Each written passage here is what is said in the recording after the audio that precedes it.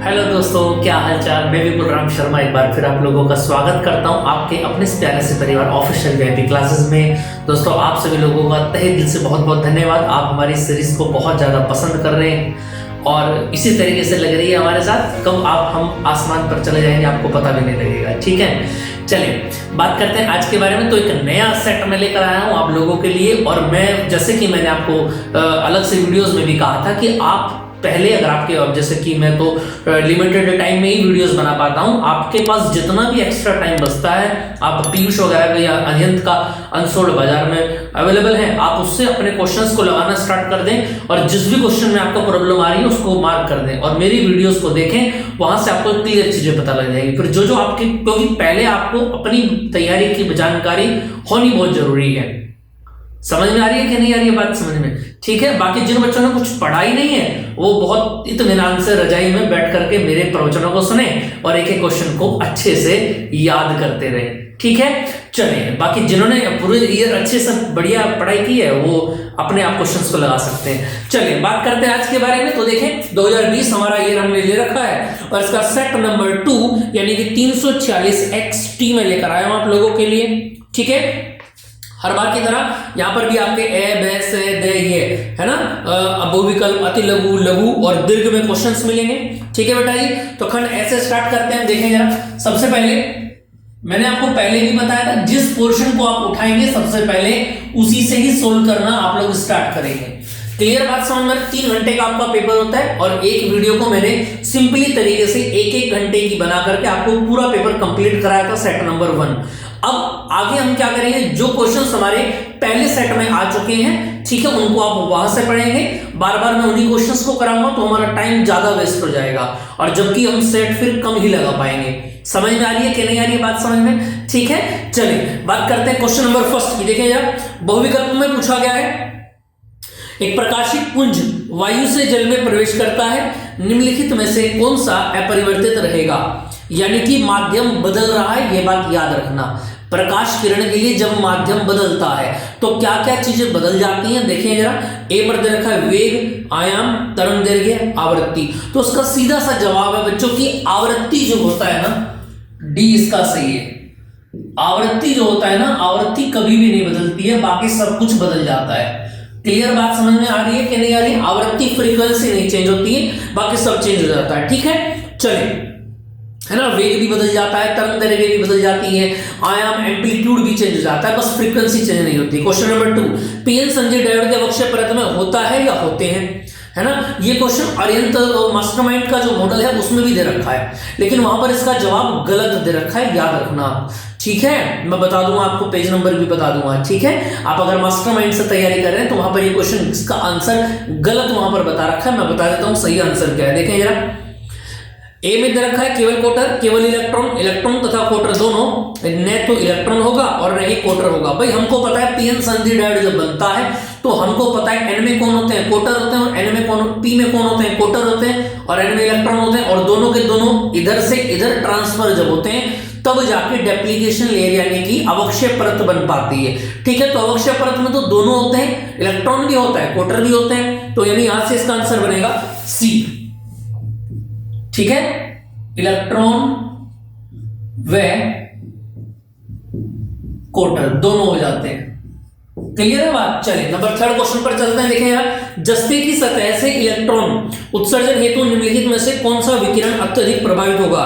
एक बार फिर दोबारा से याद रखना, जस्ते का सरफेस है और वहां से आपको इलेक्ट्रॉन का उत्सर्जन कराना है, तो कौन सा विकिरण अत्यधिक प्रभावित होगा ये बताना है। ठीक है, तो देखें जरा, सूक्ष्म तरंगे, दृश्य तरंगे, अविरक्त तरंगे या पराबैंगनी तरंगे। क्लियर है बात? तो बताएं जल्दी जरा, कौन सा आंसर यहां पर आपके लिए फिट बैठेगा? जस्ते की प्लेट है, याद रखना। ठीक है, और याद रखना हमेशा क्या, कि जस्ते की प्लेट से जो इलेक्ट्रॉन इमिट्स होते हैं ना, वो याद रखना केवल पराबैंगनी तरंगों के लिए होते हैं। किनके लिए होते हैं? पराबैंगनी तरंगों के लिए होते हैं। क्लियर है? तो इसके अकॉर्डिंग इसका आंसर हो जाता है कौन सा? यहां पर हो जाता है डी। समझ में आए कि नहीं? अगर इसकी वेवलेंथ की बात करें तो याद रखना 1.8, सॉरी वेवलेंथ पूछी गई है क्या?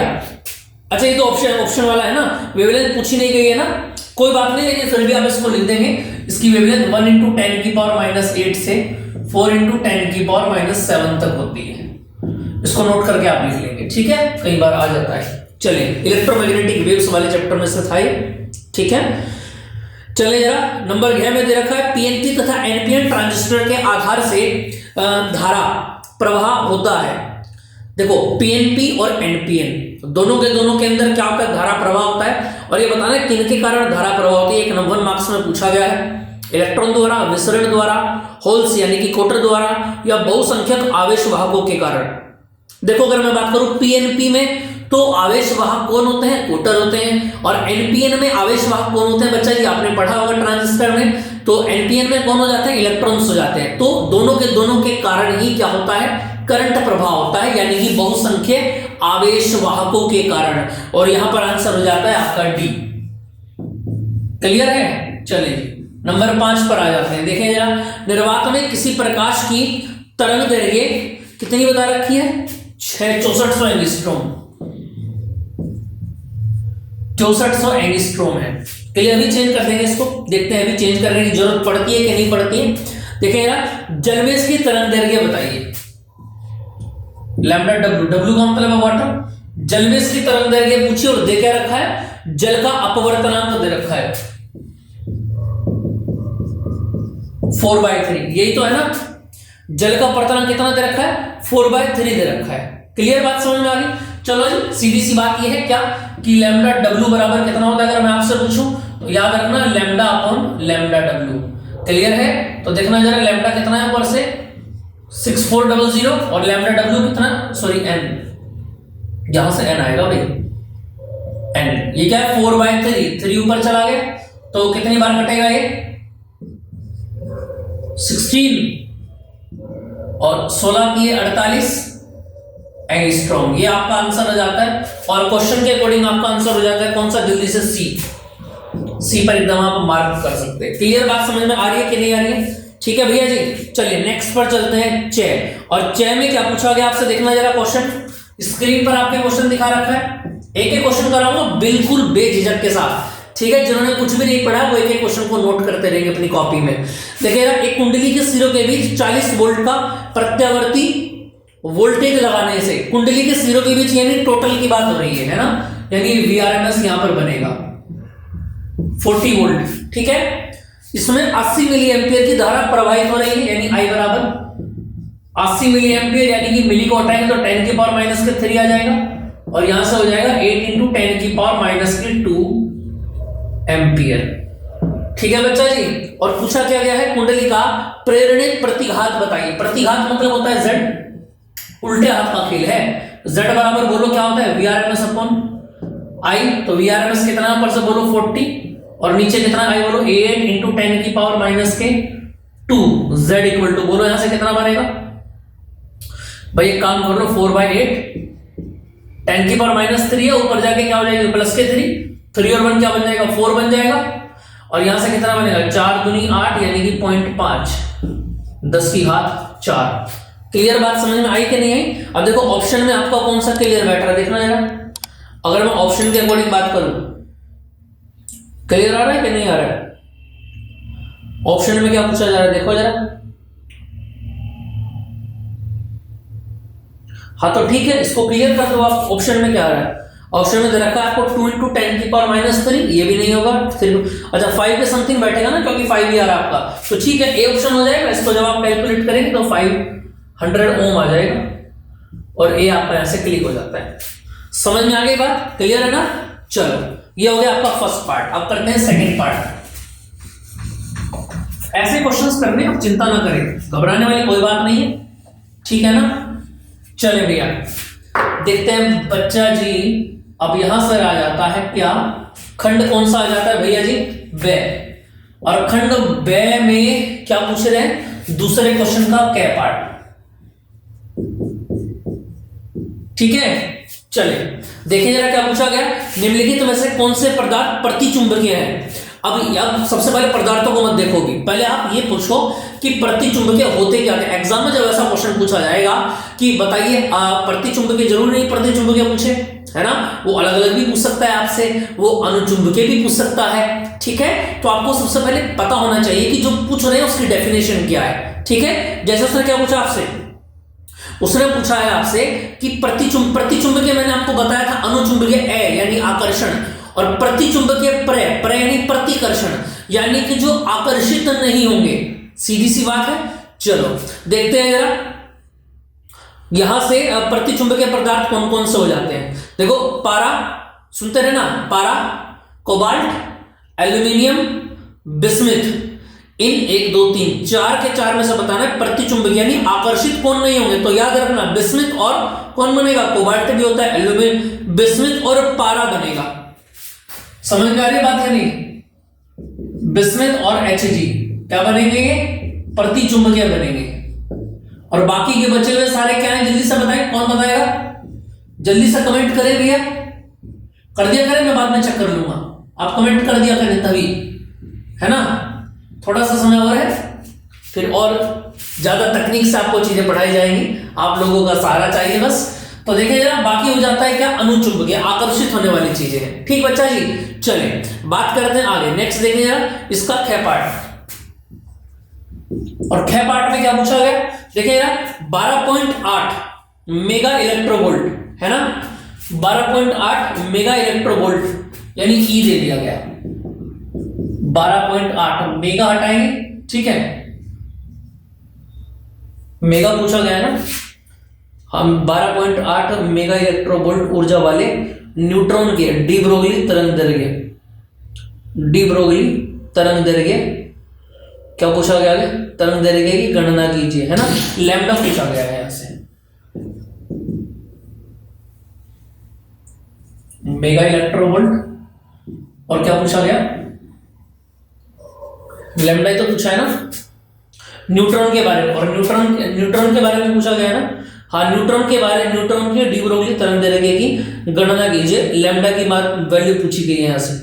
समझ में आ रही है बात या नहीं, ठीक है, चलो जी। अब देखिए जरा यहां से अगर मैं पूछूं आपसे कि क्या क्वेश्चन, क्या फॉर्मूला आप यहां से लगा सकते हैं, फिर दोबारा सुन लेना, एक तो ई की वैल्यू दी गई है ना, और किसकी वैल्यू दी गई है, डी ब्रोगली तरंग दैर्घ्य की गणना कीजिए, लैम्डा आपको निकालना है। तो यानी सीधी सी बात अगर मैं बोलूं लैम्डा बराबर क्या होता है, बोलो h/p होता है कि नहीं होता है, होता है ना, और h/p की वैल्यू कितनी होती है बोलो, 2me होती है कि नहीं होती है, भाई पढ़ी है ना आप लोगों ने। h क्या होता है, प्लैंक्स कांस्टेंट, जिसकी वैल्यू कितनी होती है 6.6 × 10⁻⁻34 है ना, 2 × m यानी कि मास हो गया। और कौन सा पार्टिकल आपको दिया गया, ये पार्टिकल बहुत ज्यादा इंपॉर्टेंट होता है, तो पार्टिकल बात की गई है किसकी, न्यूट्रॉन की, और न्यूट्रॉन का कितना होता है 1.6 × 10⁻⁻27 होता है कि नहीं होता है, बताना जरा, आ रही बात समझ में कि नहीं आ रही, इतनी बात क्लियर है।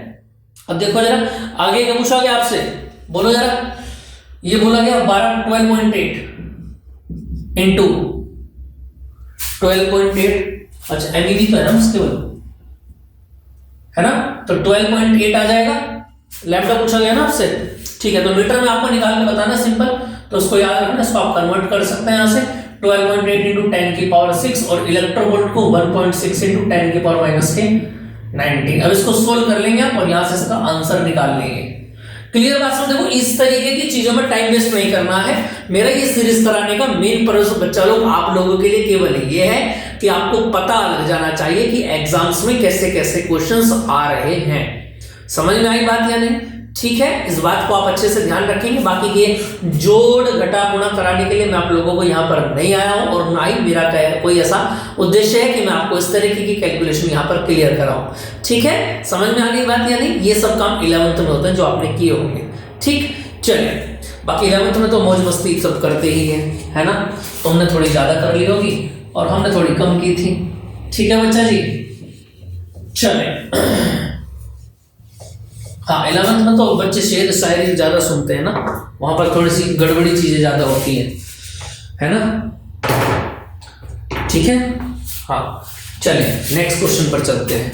और मैं भी जब 11th में था तो हमने भी उस टाइम नई एक शेर व शायरी सुनी थी, वो मुझे आज भी याद है। मैं आपको बताऊं कि होता है ना टाइम थोड़ा सा इस तरीके का, कि कुछ इस तरीके से थी, मेरे हल्के से याद है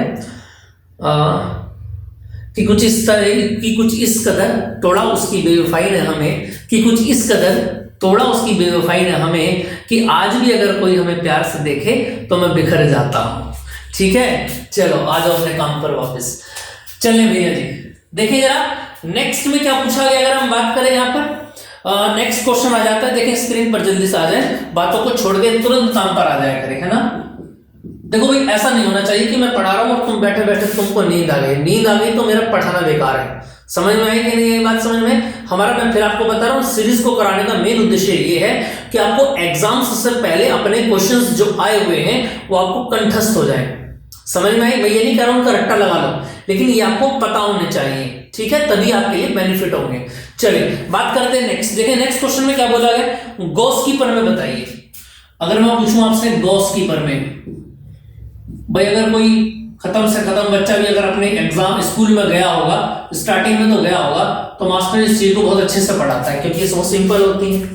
समझ में आई बात या नहीं? और गॉस कीपर में क्या बताती है, देखना जरा क्या बताती है गॉस कीपर में। देखो गॉस कीपर में कहती है फाई ई बराबर 1/ε0 E into A 1/ε0 into Q, ये गॉस कीपर में होती है। और इसकी सबसे अच्छी बात यह है कि गॉस कीपर में कहां पर लगती है, बंद क्षेत्रफल में लगती है। कि कहीं पर भी अगर आपको गॉस किसी भी पार्टिकल के ऊपर गॉसेस थ्योरम लगानी हो तो वो पार्टिकल कैसा होना चाहिए, बाउंडेड एरिया में होना चाहिए, यानी वो चारों तरफ से कैसा होना चाहिए, बंद क्षेत्रफल होना चाहिए। ये बात आपको याद रखनी है, ठीक है।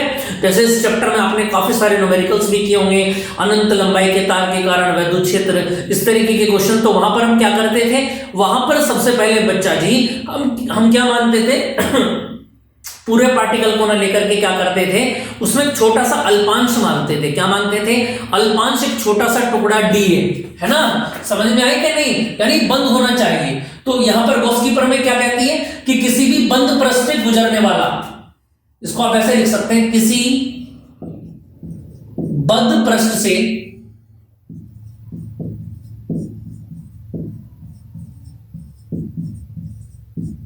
गुजरने वाला वैद्युत फ्लक्स उस पृष्ठ से घिरे आवेशों का 1/ε0 गुना होता है। 1 मार्क्स में पूछी जा रही है तो इतना ही आप इसको लिख देंगे। बाकी इसकी थ्योरम अगर आ जाती है कई बार प्रूफ करने के लिए, प्रूफ भी आप लोग कर सकते हैं। ठीक है बेटा जी, चले नेक्स्ट क्वेश्चन पर चलते हैं। इसमें बस इतना ही पूछा गया है ना, इतना ही आपको बताना है। देखिए जरा, इसके बाद नेक्स्ट क्वेश्चन आ जाता है आपका, इसका गय हो गया, गय के बाद आ जाता है जी घय। और घय में क्या पूछा गया, जल्दी थोड़ा स्पीड से देखिए जरा क्वेश्चंस को। क्या पूछा गया, 1 एंगस्ट्रॉम तरंग दैर्घ्य लैम्डा बराबर 1 एंगस्ट्रॉम, यानी कि 10⁻⁻⁻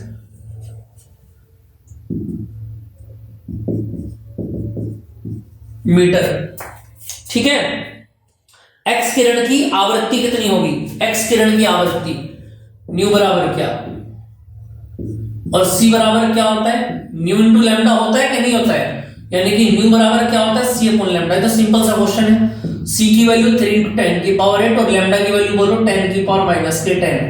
जब इसको ऊपर ले जाएंगे, कैलकुलेशन जब भी करें तो उसमें सबसे स्पेसिफिक पॉइंट ये है कि जितनी भी जीरोस हो ना, उन जीरोस को सबको एक जगह ले जाओ, ठीक है। और मल्टीप्लाई ना करके डिवाइड जितना ज्यादा आप न्यूमेरिकल में करेंगे उतना ज्यादा बेनिफिट आपके लिए होगा, क्योंकि मल्टीप्लाई करने से डिजिट्स क्या होते हैं, लार्ज होते हैं, और डिवाइड करने से डिजिट्स क्या होते हैं, स्मॉल होते हैं। और स्मॉल के टेबल आप लोग जानते हैं, जबकि लार्ज के नहीं जानते हैं, है ना। तो वहां पर आप गुणा करने में रह जाएंगे। 10⁻⁻10 को जब ऊपर ले जाएंगे तो कितना हो जाएगा, बोलो जरा, प्लस में हो जाएगा, और ये हो जाएगा 18 हर्ट्ज।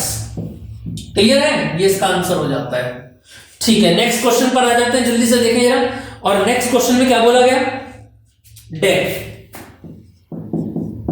दूसरे का डे। और दूसरे के डे में क्या बोला गया, देखें जरा। प्रकाश विद्युत प्रभाव में, प्रकाश विद्युत प्रभाव आप सभी जानते हैं कि किसी पृष्ठ को गर्म करते हैं, गर्म करने से क्या होता है, उस पृष्ठ के सोए हुए इलेक्ट्रॉन उस ऊष्मा को प्राप्त कर लेते हैं। समझ में आई बात या नहीं, और तुरंत क्या कर जाते हैं, गति में आ जाते हैं, ठीक, जिसके कारण वहां पर एक धारा भी उत्पन्न हो जाती है। अब इसमें पूछा गया सहस्तंभता विभव बताइए। सह स्तंभता विभव। अब इसके बहुत सारे नाम हैं, क्या बताया मैंने आपको, इसके काफी सारे नाम। हो सकता है आपके स्कूल कॉलेजों में, या मैंने भी अगर आपको पढ़ाया हो, ऑफलाइन वगैरह कोई पढ़ा हो, तो वहां पर हो सकता है मैंने भी ये नहीं पढ़ाया था, ये ना बताया हो, इसकी जगह मैंने आपको एक नाम बता दिया हो। क्या, मैं उसको भी लिख देता हूं, निरोधी विभव। तो बताइए जल्दी से क्या होता है। देखो नाम से एक बात पता लग रही है, क्या, निरोधी विभव। निरोधी का मतलब क्या होगा, विरोध करने वाला। और देखो ऐसा मैंने एक्सपेरिमेंट आपको बताया था, शायद अगर आपको याद हो, किस तरीके से परख नली इस तरीके से होती है और यहाँ पर पार्टिकल आता है और यहाँ पर इस तरीके से वोल्टेज वगैरह लगे रहते हैं। एक प्लेट ये होती है P1 और एक प्लेट ये होती है P2, और यहाँ से आप यहाँ पर एक विंडो टाइप होता है, ठीक है। ऊपर से क्या होता है, एनर्जी आती है और कहाँ किस प्लेट को गर्म करती है, P1 प्लेट को गर्म करती है, जिससे कि P1 से इलेक्ट्रॉन निकल करके कहाँ जाते हैं, सामने वाली प्लेट पर पहुंच जाते हैं, जिससे कि चार्ज फ्लो हो जाता है। क्लियर है, बात समझ में नहीं आई? क्लियर, इतनी बात समझ में आ गई। अब यहां से कहने का मतलब ये कि निरोधी विभव क्या होता है। निरोधी विभव कहने का मतलब ये है कि क्या इसमें काम क्या करेगा। देखो याद रखना, यहां से एक बात याद रखना, किसी धन विभव प्लेट पर लगने वाला वह ऋणात्मक विभव जो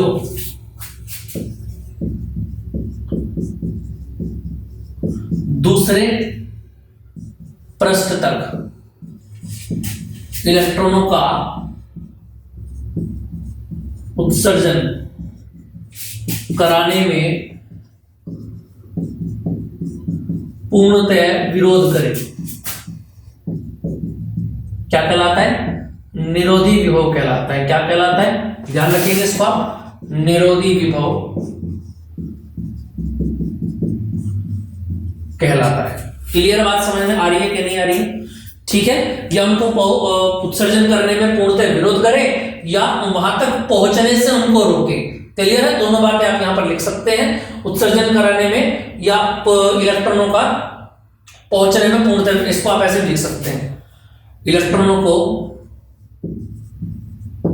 पहुंचने में पूर्णतः विरोध करे, यहां से यहां तक पहुंचना में जो विरोध करे वही क्या कहलाता है, निरोधी विभव कहलाता है। नेगेटिव इसकी वैल्यू होती है। क्लियर है, इतनी बात समझ में आ गई। चलो जिसका 6 पार्ट और देख लेते हैं। 6 पार्ट में क्या बोला गया, हाइड्रोजन एक एक 1 मार्क्स में, सिंपल याद रखना, इसलिए इनको इतने शॉर्ट में मैं आपको बता रहा हूं। हाइड्रोजन के वर्णक्रम स्पेक्ट्रम में कौन सी श्रेणी पराबैंगनी भाग में पाई जाती है, तो याद रखना हाइड्रोजन स्पेक्ट्रम कितनी श्रेणी बताई थी मैंने, जल्दी से बताएं जरा, कमेंट करें। हाइड्रोजन बच्चे पढ़ रहे हैं वो कमेंट कर दिया करें, समझ में, जब मैं वीडियो देखूंगा तो मुझको भी समझ में आता रहेगा कि आपने क्या क्या कमेंट किया है ना। बाकी लाइव हो तो क्लियर पता लग ही जाएगा आप हमें कितना है दम है। चलिए देखें जरा, अगर मैं पूछूं आपसे हाइड्रोजन स्पेक्ट्रम, तो हाइड्रोजन स्पेक्ट्रम में 5 श्रेणियां मैंने आपको बताई थी, लाइमन, बामर, पास्चन, ब्रैकेट, फुंड। क्लियर है, इनमें से आपको बताना है कि क्या पूछा गया, हाँ, पराबैंगनी भाग में कौन सी मिलती थी, तो याद रखना लाइमन श्रेणी कहां पर मिलती थी, पराबैंगनी लाइमन श्रेणी, ठीक है, 1216 कम से कम थी, इसकी याद रखना, ठीक है। चलिए इतनी बात क्लियर हो गई, नेक्स्ट क्वेश्चन पर चलते हैं, देखें जल्दी जरा। जो क्वेश्चंस मैं करा चुका हूं बेटा जी, उनको मैं यहां पर दोबारा नहीं कराऊंगा, बाकी आपको वीडियोस बता सकता हूं कि किस लेक्चर में मैंने कराया था, ठीक है, जो क्योंकि क्वेश्चन काफी सारे क्वेश्चंस ऐसे होंगे जो रिपीट होते रहेंगे, ठीक है जी। चलिए नेक्स्ट क्वेश्चन देखिए जरा, स्क्रीन पर आ गया, तीसरे का के, चलो स्क्रीन एकदम क्लियर है, तीसरे का क्या पूछा गया, तीसरे के क्या में देखना जरा। हाँ, जो सिलेबस में नहीं है वो भी नहीं कराऊंगा, ठीक है, उनको कुछ करने में फायदा नहीं है, बेकार में आप लोग घूमते रहेंगे।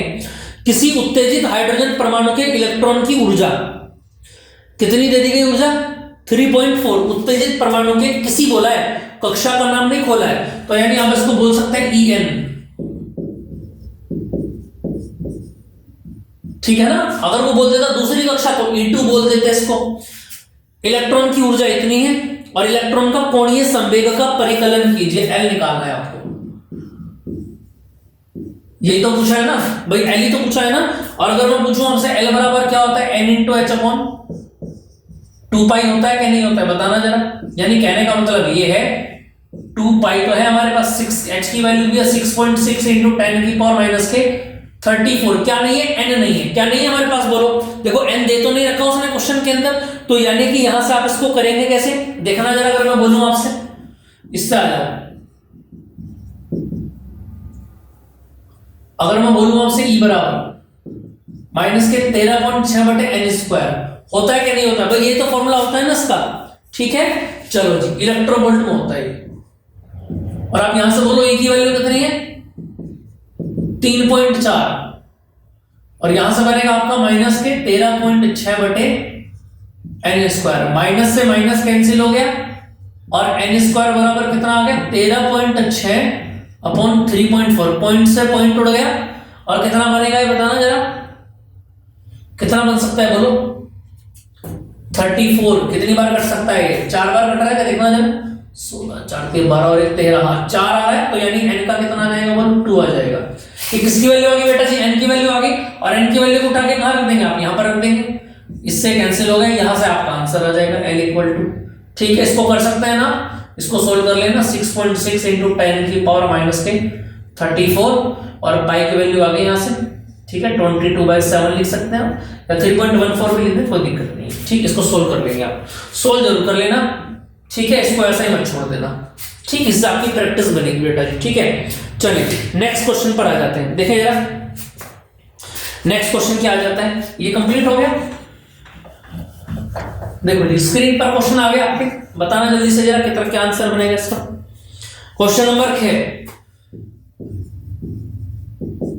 तीसरे का ख, और क्या पूछा गया तीसरे के ख में, व्यतिकरण से आप क्या समझते हैं, और प्रकाश के व्यतिकरण की आवश्यक शर्तें लिखिए। चलो जी, शर्तें भी बतानी है, कंडीशन भी यहां पर क्लियर करनी है, ठीक है। तो बस ये पूछा गया 2 नंबर में, व्यतिकरण क्या होता है। देखो कहने का मतलब ये मैं आपको बता देता हूं, व्यतिकरण में होता क्या है। इंटरफेरेंस है ना, इंटरफेरेंस ही है ना, हाँ। देखो याद रखना, जब भी किसी एक माध्यम में समान आवृत्ति की कोई भी 2 तरंगे, मैंने क्या कहा, किसी एक माध्यम में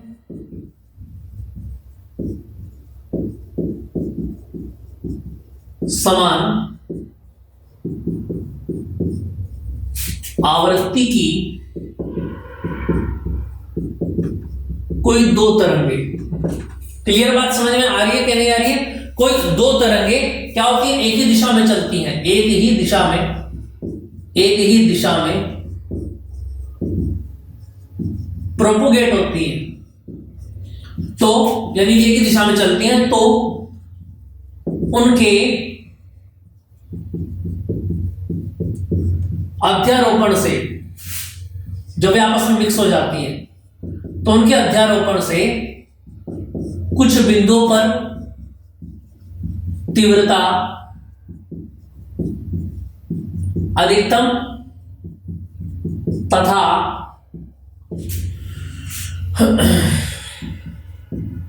कुछ बिंदुओं पर तीव्रता न्यूनतम हो जाती है। समझ में आई बात या नहीं, ठीक है। अब याद रखना, जहां तीव्रता अधिकतम होती है उसको बोलते हैं समपोषी व्यतिकरण। क्या बोलते हैं, समपोषी व्यतिकरण। इसको अलग से बोले तो आई मैक्सिमम होता है। क्या होता है ये, आई मैक्सिमम होता है। क्लियर बात समझ में आ गई, ठीक है। और याद रखना क्या, जहां तीव्रता कैसी हो जाए, न्यूनतम हो जाए, ठीक है बेटा जी। जहां तीव्रता क्या हो जाए, न्यूनतम हो जाए, उसको आप क्या बोलेंगे, विनाशी बोलेंगे। क्या बोलेंगे, विनाशी व्यतिकरण, यानी कि आई मिनिमम इसको आप बोलते हैं। क्लियर बात समझ में आ रही है कि नहीं आ रही है, आ रही है बात समझ में। और यहां से अगर मैं बोलूं आपसे कि फॉर्मूला क्या होता है, आई बराबर कितना होता है, I1 plus I2 plus 2 root I1 I2 cos phi. ये फॉर्मूला आप याद रखना, यही से हम आई मैक्सिमम और आई मिनिमम के लिए फॉर्मूला बनाते हैं a1 प्लस a2 अपॉन का whole square upon a1 minus a2 का होल स्क्वायर। ठीक है, ये फॉर्मूला काफी ज्यादा इंपॉर्टेंट है, याद रखना, एग्जाम्स में पूछा जाता है। और यहां से एक बात और बता देता हूं, आई जो होता है ना वो एम्पलीट्यूड यानी आयाम में कैसा होता है, समानुपाती होता है। ये एग्जाम के लिए काफी इंपॉर्टेंट है, 2023 में जो बच्चे परीक्षा देने वाले हैं उनके लिए ये की पॉइंट है, इसको आप अच्छे से याद रख लेंगे। 1-1 मार्क्स के रेशो वाले क्वेश्चन आते हैं, याद रखना a1 बाई a2 की वैल्यू इतनी है तो i maximum upon i minimum की वैल्यू बताइए। क्लियर बात समझ में? ऐसे क्वेश्चंस आपको एग्जाम्स में देखने को मिलेंगे, आगे के सेट्स में देख लेना। ठीक है, चलिए बेटा जी, इतना समझ में आ गया आपको? और क्या पूछा गया इसमें? अच्छा, शर्तें पूछी गई हैं। शर्तें तो देखो मैं बता देता हूं आपको, शर्तें क्या क्या है। पहली शर्त तो यह है कि दोनों की आवृत्ति कैसी होनी चाहिए, समान। बताना जरा, क्लियर है? देखो ऊपर देखो मैंने क्या बोला है, क्या आवृत्ति कैसी होनी चाहिए, समान होनी चाहिए। क्लियर बात समझ में आ रही है क्या नहीं आ रही है? ठीक है, और याद रखना दूसरी क्या, दोनों के बीच कलांतर समय अनुसार होना चाहिए, यानी दोनों में जो फाई की वैल्यू है वो समय के अनुसार क्या हो, एग्जैक्ट एक जैसी हो। क्लियर बात समझ में आ रही है या नहीं आ रही है? और दूसरी बात क्या है, दोनों के आयाम बराबर होने चाहिए। तीन, बस तीन इसमें काफी है, इससे ज्यादा लिखने की कोई जरूरत नहीं है आपको। क्लियर बात समझ में आ रही है? इतनी बात क्लियर है, इस पॉइंट को अच्छे से याद रखना, एग्जाम में पूछा जाता है जो मैंने आपको बताया है। चलिए नेक्स्ट क्वेश्चन पर आ जाते हैं।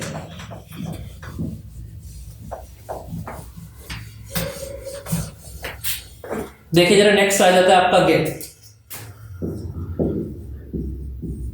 तीसरे का गैप। क्या बोला गया तीसरे के गैप में? एक गोलाकार चालक की त्रिज्या कितनी बताई है? चालक की त्रिज्या 9 सेंटीमीटर, यानी r बराबर कितना है, 9 इंटू 10 की पावर माइनस के 2 मीटर। गोलाकार चालक है, ठीक है, इसकी धारिता और आवेश ज्ञात कीजिए। c निकालना है और q निकालना है, यही तो पूछा है ना भाई, c निकालना और क्या निकालना है, q निकालना है, जिससे किसका विभव 1000 वोल्ट हो जाएगा, 10 की पावर 3 वोल्ट। इससे अलग तो कुछ नहीं पूछा गया। क्लियर बात समझ में आ रही है कि नहीं आ रही? चलो, c अगर मैं निकालूं तो कितना हो जाता है, 4/ε0 इंटू r। यही तो फॉर्मूला है, तो 1/4/ε0 की वैल्यू कितनी हो जाती है, बोलो 9 इंटू 10 की पावर 9। क्लियर है? और r की वैल्यू कितनी हो जाती है, 9 इंटू 10 की पावर माइनस के 2। 9 से 9 कैंसिल हो गया तो c कितना आ गया बोलो? इसको 9 को जब ऊपर ले जाएंगे तो कितना हो जाएगा, 1 इंटू 10 की पावर माइनस के 9, और 9 और 2 कितना हो जाएंगे, माइनस के 11 फेरेड।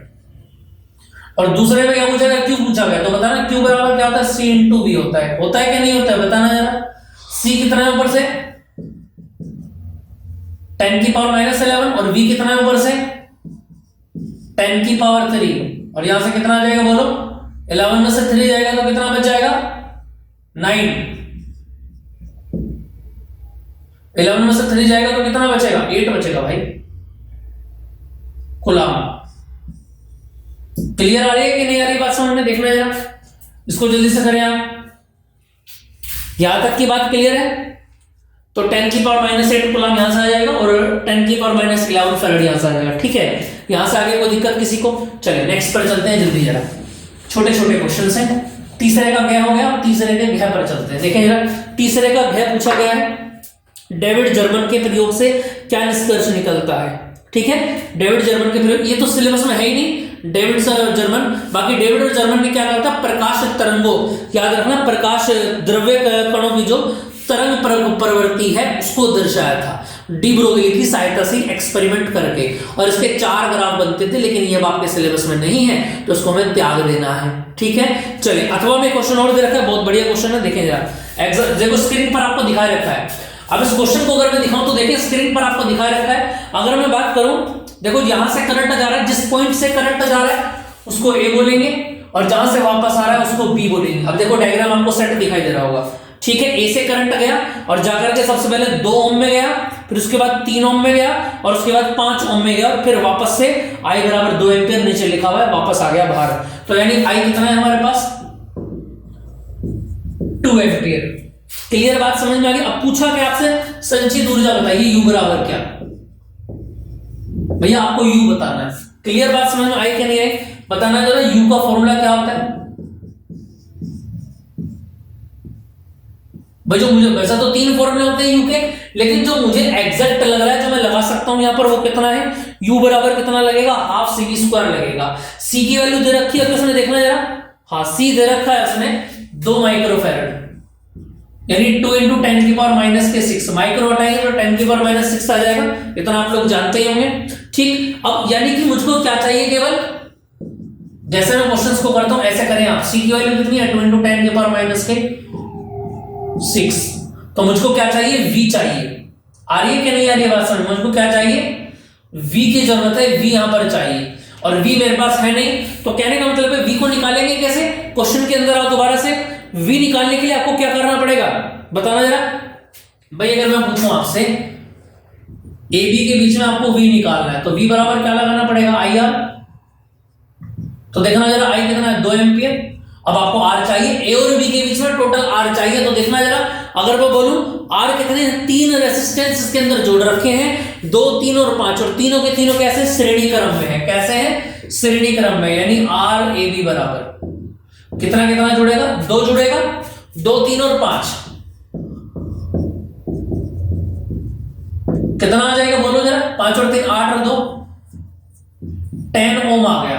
और इस 10 ओम को यहां पर रखेंगे तो 10 टू जा कितना हो जाएगा, 20 वोल्ट हो जाएगा। समझ में आई बात। और इस 20 को यहां पर रख दें। ऐसे ही एग्जाम्स में करें क्वेश्चन में, फिर आपको बता रहा हूं, कोई भी दिक्कत आप लोगों को नहीं आएगी। सबसे पहले जो पूछा है उसका फॉर्मूला लगाओ, फिर ये देखो मुझको क्या क्या चीजें चाहिए इसको सोल्व करने के लिए, तब आपको खुद पता लग जाएगा कि आपको क्या फॉर्मूला लगाना है बेटा जी। ठीक है, चलिए 2 से 2 कैंसिल हो गए, तो यहां से कितना बन जाएगा, देखो 2 2 4 हो जाएगा और 2 2 4 यानी 10 की पावर 2 आया। और 6 में से जब 2 माइनस करेंगे बेटा जी तो कितना आ जाएगा, माइनस का 4 आ जाएगा और यही जूल आपका बन जाएगा।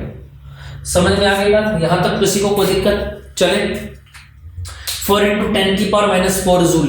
क्लियर होगी बात, यहां तक कोई दिक्कत किसी को, चलो इसमें कोई दिक्कत तो नहीं आई होगी आपको। नेक्स्ट क्वेश्चन पर चलते हैं, देखिए जरा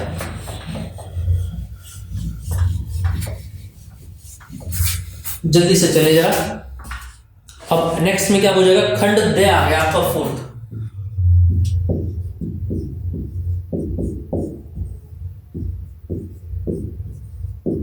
का क्या पार्ट, ये क्वेश्चन भी मैं आपको रटा दूंगा कि किस खंड पर कौन से क्वेश्चन मिलेंगे।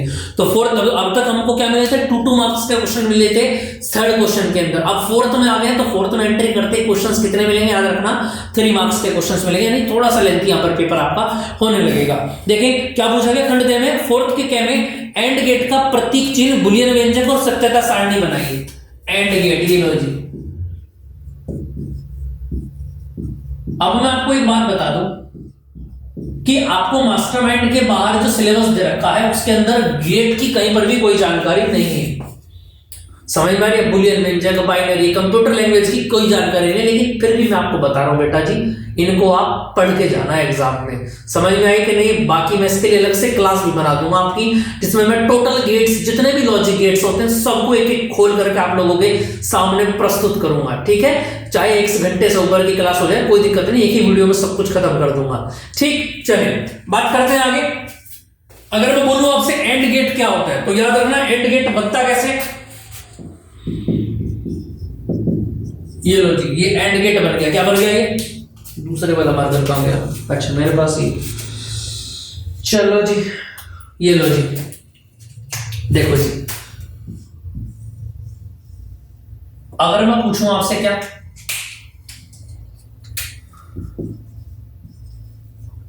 रीड एज, इसको आप पढ़ेंगे कैसे, तो याद रखना A and B is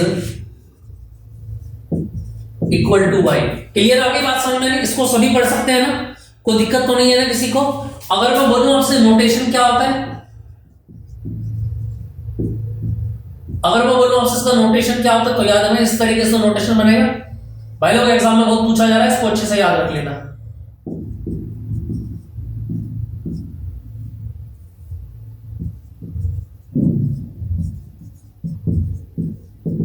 clear आ रही है बात, समझ में नहीं आ रही? ये एग्जाम में पूछा जा रहा है, इसको याद रखना। क्लियर आई बात समझ में? चलो जी, इसके भी यहां पर बनाएंगे सत्यता सूची। लेकिन मैंने आपको बता रखा है सत्यता सूची बनाने से पहले आपको क्या करना पड़ेगा, बोलो? आपको इसका एक डायग्राम बनाना पड़ेगा। क्या बनाना पड़ेगा? एक डायग्राम बनाना पड़ेगा, जिससे डायग्राम के अकॉर्डिंग क्या बनाएंगे आप, सत्यता सूची को यहाँ पर क्लियर करेंगे। देखो जरा कैसे, अगर मैं बोलूं आपसे इसका डायग्राम बनेगा कैसे? ये पॉजिटिव है, नेगेटिव है,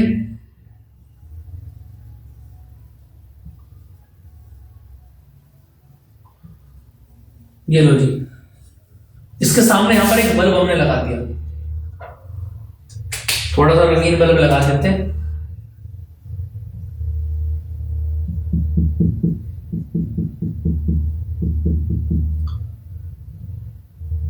ठीक है भैया जी, ये S1 स्विच हो गया और ये S2 हो गया।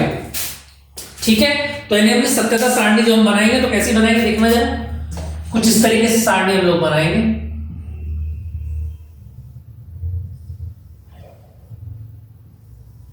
ये A हो गया, ये B हो गया और ये Y बनेगा। क्या बनेगा हमारा? Y बनेगा। 1 2 3 और 4। आ रही है बात समझ में, क्या नहीं आ रही? अब यानी कहने का मतलब ये है कि ये कंप्लीट कैसे होगा। देखो कहने का मतलब स्टार्टिंग से करें। हमने क्या करा बोलो जरा, अगर मैं सिंपल बोलूं क्या हमने क्या करा, अगर मैं स्टार्टिंग में बोलता हूं A भी खुला रखा और देखो S1 भी खुला रखा, इसको आप A भी बोल सकते हैं ना, S1 S2 ना कहकर A भी बोल सकते हैं इसको। ठीक है, हमने A को भी खुला रखा और B को भी खुला रखा, तो करंट यहां से चला और यहां से आगे नहीं पहुंचा, यानी बल्ब जला ही नहीं। अब हमने A को खुला रखा लेकिन B को बंद कर दिया। बताना जरा भाई, A को तो खुला रखा है लेकिन B को क्या कर दिया, बंद कर दिया। करंट आया लेकिन करंट तो यहीं से वापस आ गया, जब ये जुड़ा ही नहीं है। तो B में क्या हुआ, B को हमने बंद कर दिया, तो B में करंट जा सकता था, लेकिन करंट जब यहीं से वापस आ गया तो बल्ब जलने का कोई मतलब है ही नहीं। ठीक है, तो तीसरे में हमने क्या किया, A को बंद कर दिया, B को खोल दिया। ये लो जी, देखना भैया जरा, हमने यहां से बंद कर दिया, इसके यहां तक करंट निकला और यहां तक गया, लेकिन इसको जब हमने खुला रखा तो करंट यहीं से वापस आ गया, यानी बल्ब जला ही नहीं। तो कहने का मतलब ये है कि बल्ब कब जलेगा, when we join to both switches each together। एक को भी बंद कर दिया, बी को भी बंद कर दिया, ए से भी करंट निकल गया, बी से भी निकल गया और अब बल्ब के पास पहुंचा तो बल्ब में भी करंट क्या हुआ, जल गया। तो बल्ब कब जलेगा, याद रखना, जब दोनों के दोनों स्विच S1 और S2 क्या कर दिए जाएंगे, आपस में कनेक्ट कर दिए जाएंगे, जोड़ दिए जाएंगे। तो ये सत्यता सूची आपको समझ में आ गई होगी। ये सत्यता सूची आपको रटनी नहीं है, मैं फिर आपको बता रहा हूं, कुछ वैज्ञानिक जो बहुत ज्यादा पढ़े लिखे हैं वो आपको उसको रटाने की कोशिश करेंगे, लेकिन रटना नहीं है। मैं फिर आपको बता रहा हूं कि आपको केवल इसका एक डायग्राम जरूर बनाना है। जितने भी गेट्स हैं सबका एक डायग्राम होता है और डायग्राम के अकॉर्डिंग ही इस टेबल को भरा जाएगा। क्लियर बात समझ में आई या नहीं? जल्दी से बताएं जरा, फिर इसके बाद नेक्स्ट क्वेश्चन पर चलते हैं। जल्दी से चलें जरा, फिर इसका एक पोर्शन आपका कंप्लीट हो जाएगा। इतनी बात क्लियर आई कि नहीं है? चलें आगे, चलो जी नेक्स्ट बात को हम लोग स्टार्ट करते हैं। चलें जल्दी से, इतनी बात क्लियर हो गई? देखना जरा, नेक्स्ट पॉइंट पर आ जाते हैं, जल्दी से आ जाओ भाई जरा।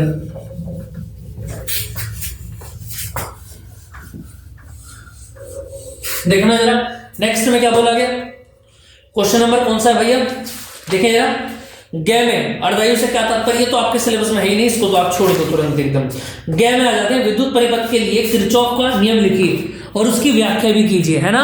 आपको क्या दिखाना है, किरचॉफ का नियम बताना है। देखना जरा, अगर मैं किरचॉफ के नियम की बात करूं तो याद रखना जरा, किरचॉफ के दो नियम है। पहला नियम क्या है अगर मैं बात करूं, और दूसरा नियम। पहला नियम है संधि का नियम,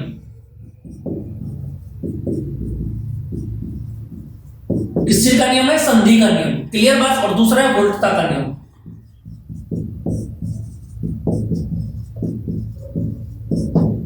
संधि का नियम क्या कहता है, संधि का नियम ये कहता है क्या कि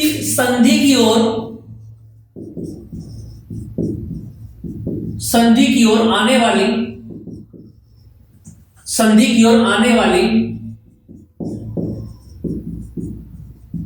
धाराओं का बीजगणितीय योग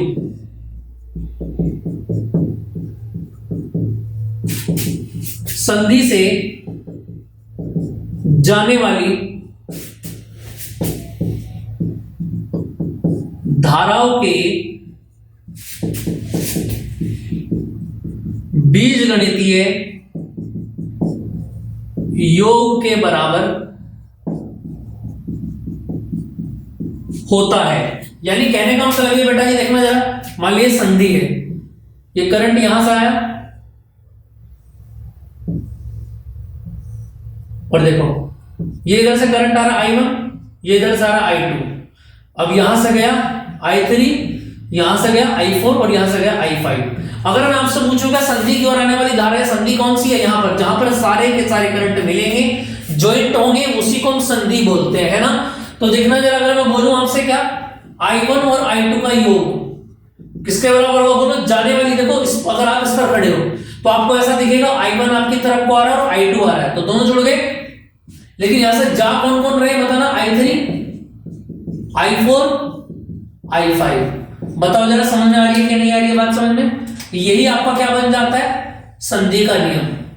अब अगर मैं बोलूं संधि ऊपर, ये खत्म हो गया नियम, लेकिन फिर भी आपको एक बात, संधि ऊपर, अगर आप संधि ऊपर जाते हैं तो वहां पर आपको एक चीज देखने को मिलेगी, क्या, देखो ये सारे के सारे करंट इधर उठा के ले आओ, I1 प्लस I2।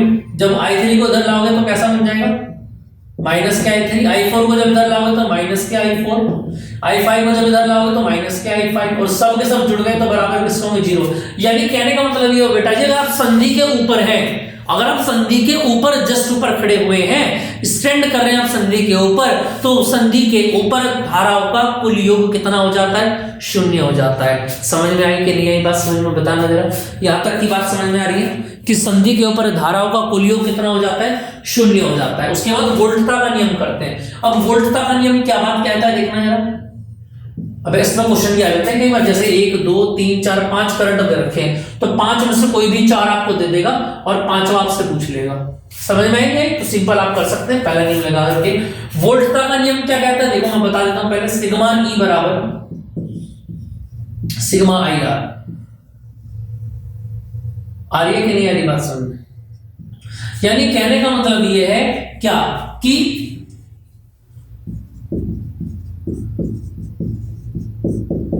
बंद पाश में, इस नियम में क्या बताया गया, बंद पाश कह दो या लूप कह दो, क्षेत्र जो होता है एक तरीके से, है ना, कि किसी बंद पाश में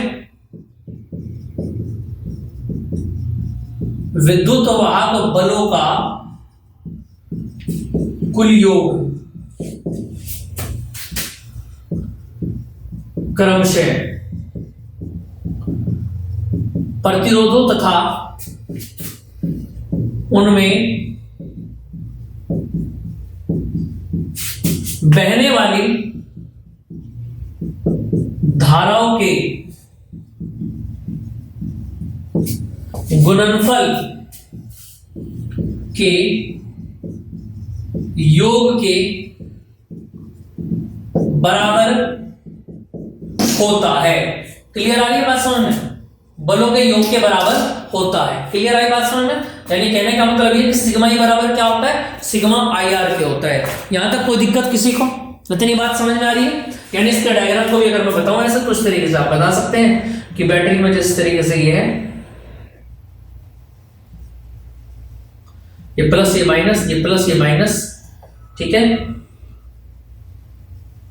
तो यहां से आप समझ सकते हैं ये प्रतिरोध है और यहां पर भी एक प्रतिरोध, यानी बैटरी से ये मान लिया इस एक जितने याद रखना, ये पाश 1 है और ये पाश 2 है, 2 क्षेत्रफल दिखाई दे रहे हैं ना आपको बंद, है ना।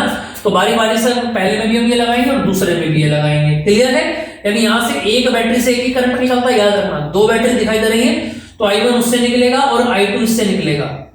ऊपर से क्या आ रहा है बोलो, I1 आ रहा है, और यहां से कौन हो रहा है, I2। जो करंट जिस बैटरी के प्लस से निकलेगा माइनस से वही एंटर करेगा, जो प्लस से निकलेगा माइनस से वही एंटर करेगा। जब यहां से यहां में पूछो तो कितना करंट आएगा बोलो, ऊपर से आ रहा I1, नीचे से I2, तो यहाँ पर कितना बनेगा I1 प्लस I2, और यही करंट कहाँ जाएगा, तीसरे प्रतिरोध में जाएगा। ये R1 है, ये R2 और ये R3 है। यहां से निकलने के बाद ये भी कैसा I1 प्लस I2 है, लेकिन यहां से निकलने के बाद I2 उधर चला गया तो ऊपर कौन गया बताओ, I1 गया। क्लियर बात समझ में? इस तरीके से दूसरा नियम कंप्लीट हो जाता है। ठीक है, चलिए नेक्स्ट बात पर आ जाते हैं, देखें जल्दी से जरा। देखो भैया क्या बोला गया नेक्स्ट क्वेश्चन में, विद्युत चुंबकीय प्रेरण संबंधी फैराडे के नियम लिखिए। ये मैंने आपको करा दिया था कंप्लीट, अगर आपको याद हो। समझ में आ रही है? फैराडे के नियम मैंने आपको बता दिए थे। पहला नियम क्या था, E बराबर माइनस के delta phi upon delta t. मैं फिर बता देता हूं, पहला नियम क्या था, याद रखना, E बराबर माइनस के delta phi upon delta T.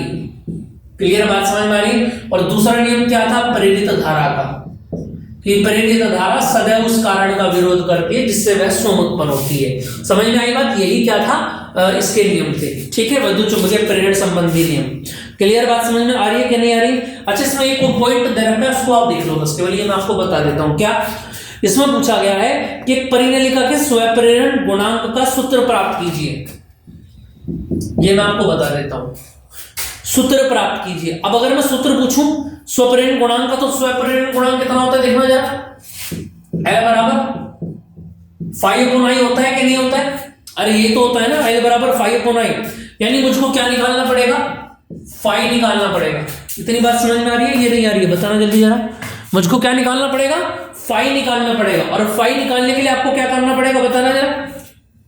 Phi बराबर क्या होता है, B इंटू ए होता है कि नहीं होता है? एक एक बात को क्लियर करता चलूंगा। देखो L निकालना है तो फाई की जरूरत जरूर पड़ेगी, और फाई कहां से निकलेगा बोलो, फाई बराबर B इंटू ए से फाई निकलेगा, यानी आपके पास B होना बहुत जरूरी है। अगर मैं कुंडली के लिए बात करूंगा तो B बराबर क्या होता है, म्यू नॉट Ni होता है। और इस N को कैसे लिख सकता हूं, कैपिटल N अपॉन L लिख सकता हूं। क्लियर बात समझ? सीधा सीधा बात करूंगा कुंडली के लिए। ठीक है, इसमें ज्यादा थ्योरी वोरी नहीं घुसानी आपको, सिंपल काम चल जाएगा। तो फाई बराबर अगर मैं बोलूं आपसे, तो B बराबर कितना बना ऊपर से बोलो, mu naught Ni upon L। और यहां से क्या बन जाएगा, एरिया बन जाएगा। क्या बन जाएगा, एरिया A बन जाएगा। यहां तक कोई दिक्कत किसी को? ये क्या आ गया मेरे पास, फाई आ गया।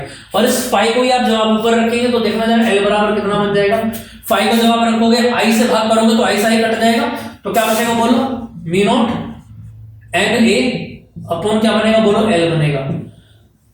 समझ में आई कि नहीं आई बात? समझ में, म्यू नॉट Ni है ना। अब इसको आप ऐसे भी लिख सकते हैं, क्या था ये, परिनलिका के स्वप्रेरण, परिनलिका के लिए इसको आप ऐसे भी लिख सकते हैं, परिनलिका, परिनलिका के लिए स्वप्रेरणांक। तो कितना बनेगा, L बराबर अगर मैं बोलूं आपसे तो देखो म्यू नॉट N, A को लिख सकते हैं आप क्या, पाई आर स्क्वायर, और यहां से क्या बन जाएगा, L बन जाएगा। यही क्या आ जाएगा, इसका फॉर्मूला आ जाएगा। आएगा कि नहीं आएगा बताना जल्दी जरा। यहां तक किसी को कोई दिक्कत हो तो जल्दी बताएं जरा। इसके बाद नेक्स्ट पॉइंट पर चलते हैं, जल्दी से लास्ट क्वेश्चन चल देते हैं। 3 ओवर में कंप्लीट करना है, मैं आपको समझा के कर रहा हूं, 3 में भी करता हूं तो कोई दिक्कत नहीं, आपका टाइम हो जाएगा। ठीक है, चलो भैया, ये मत बोल देना कि भैया 3 घंटे से ज्यादा समय लेते तो हम कैसे कर पाएंगे। मैं आपको समझा भी तो रहा हूं ना चीजों को, है ना। बिना समझाए करूंगा तो बहुत जल्दी हो जाएगा, 2-2.5 घंटे से भी पहले हो जाएगा। देखो नेक्स्ट में क्या बोला गया, एक समान चुंबकीय क्षेत्र में लंबवत प्रवेश करने पर थीटा बराबर कितना दिया गया, 90 दिया गया। लंबवत प्रवेश करने पर अल्फा कण प्रोटॉन के वेगों का अनुपात इतना है, V अल्फा और V प्रोटॉन, कितना अनुपात दिया गया, 1:3। चलो जी, ठीक है। क्षेत्र में प्रवेश करने के बाद वे भिन्न वृत्ताकार पथों पर गति करते हैं। चलो जी, वृत्ताकार पथों की त्रिज्या का अनुपात ज्ञात कीजिए। ये दे रखा है आपको, और पूछा गया R alpha upon R proton, ये आपको निकालना है। भाई वेग और त्रिज्या में संबंध क्या होता है बताओ जल्दी से जरा। वेग और त्रिज्या में संबंध कैसे आप लोग निकाल सकते हैं बताना जरा। क्या द्रव्यमान की कोई बात की गई है यहाँ पे, देखना जरा। द्रव्यमान की कोई बात की नहीं गई है, लेकिन आप निकाल सकते हैं, निकाल सकते हैं कि नहीं निकाल सकते, देखना जरा। अगर मैं बोलूं आपसे m अल्फा अपॉन mp, तो देखना जरा अल्फा का कितना होता है, कर सकते हैं कि नहीं कर सकते हैं बताना जरा। कर सकते हैं ना। देखो अल्फा और प्रोटॉन के द्रव्यमान का जो अनुपात होगा, जब आप इसको कैलकुलेट करेंगे, भाई अल्फा का कितना होता है बताना जरा। इसका ट्वाइस होता है कि नहीं होता है प्रोटॉन का, 3.2 के समथिंग होता है ना। तो यानी यहां से इसको जब डिवाइड करेंगे, जब आप इसको रेशो निकालेंगे तो रेशो यहां से कितना आएगा 4 आएगा, 4/1 आएगा। ये m अल्फा और mp आएगा। फिर दोबारा सुन लो एक बार, फिर दोबारा बता रहा हूं, r का रेशो निकालना है, v आपके पास है, इसको मैं क्यों निकाल रहा हूं देखना जरा। मुझको पता है r बराबर क्या होता है, बोलो mv/bq होता है कि नहीं होता है। अब एक फॉर्मेशन आप किसके लिए निकालेंगे, अल्फा के लिए, तो कितना बनेगा बोलो, m alpha v alpha b same रहेगा q अल्फा। और एक ही फॉर्मेशन आप बनाएंगे प्रोटॉन के लिए, बोलो m proton v proton b same रहेगा q प्रोटॉन। दोनों को उठा के डिवाइड कर दो, r alpha upon r proton. जब करेंगे तो क्या आएगा ऊपर, m alpha v alpha, upon में क्या आएगा b इंटू q अल्फा, है ना। और जब rp की वैल्यू रखेंगे तो उल्टी हो जाएगी वैल्यू, देखो b इंटू q प्रोटॉन ऊपर आएगा और नीचे क्या चला जाएगा बोलो, m proton into v proton चला जाएगा, r alpha upon r proton. Clear बात समझ में आए। देखो v अल्फा अपॉन vp, इसको अलग निकाल दो, v अल्फा अपॉन vp। उसके बाद m अल्फा अपॉन mp भी अलग निकाल दो, b से b कैंसिल हो गया, qp अपॉन q अल्फा भी निकाल दो। समझ में आ रही है। अब ये क्वेश्चन कन्वर्ट भी कर सकता है, पहले इसको समझ लो, बताऊंगा कैसे कन्वर्ट करेगा। क्लियर बात समझ में आ रही है कि नहीं आ रही। कुछ वैल्यू दे रखी है उसने इससे अलग अपने पास, बताना जरा, इससे अलग कोई वैल्यू दे रखी है क्या, जल्दी से बताएं भाई। v alpha